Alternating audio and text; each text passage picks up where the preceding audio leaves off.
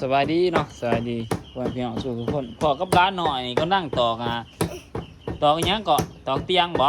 ตอกเตียงตอกเตียงเพิ่นตอกเตียงพี่น้องเอ้ยมันก่อส่งนะบรรยากาศอยู่ตรงไห้ตรงหน้าคือเก่าพี่น้องอยู่กับธรรมศาสตร์บ้านเฮาตอนนี้ก็เป็นเวลา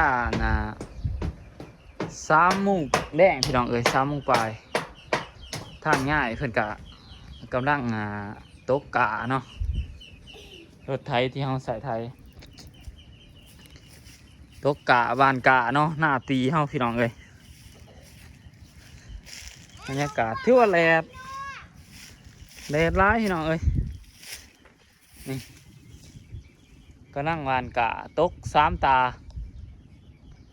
ก็ยังสิตกอีกอยู่ฝนตกลงมาก่อนเพราะว่าให้ทั้งดุมมันบ่มีหนาวเนาะแต่นี่ก็ได้ช้าเอานี่ทั้งง่ายเพื่อนเนาะฮะซูมให้เบิ่งกำลังบ้านเนาะสิบ้าน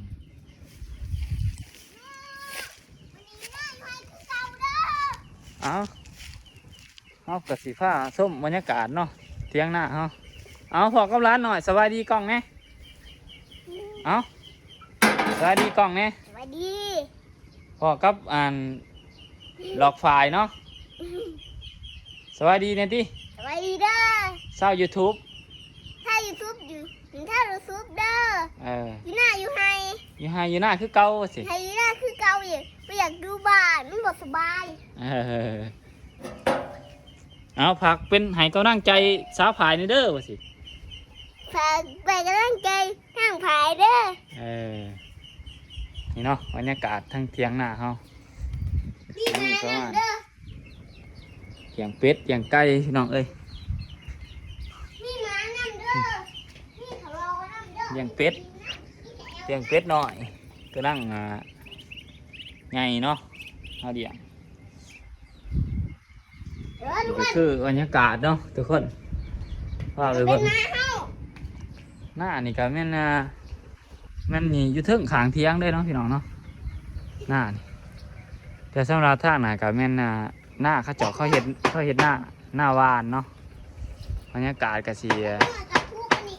ประมาณนี้เนาะฝนบ่ตกพี่น้องเอ้ยทั้งหน้าบ่สัน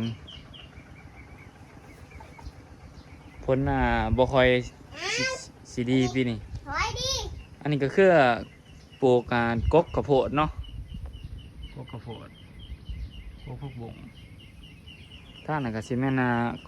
ขอกเป็ดของบ่สันเนาะก็สิมีเท่านั้นเนาะด้านหน่อยบ๊ายบายนะบ๊ายบายจบคลิปเที่ยงเท่านี้เนาะพี่น้อง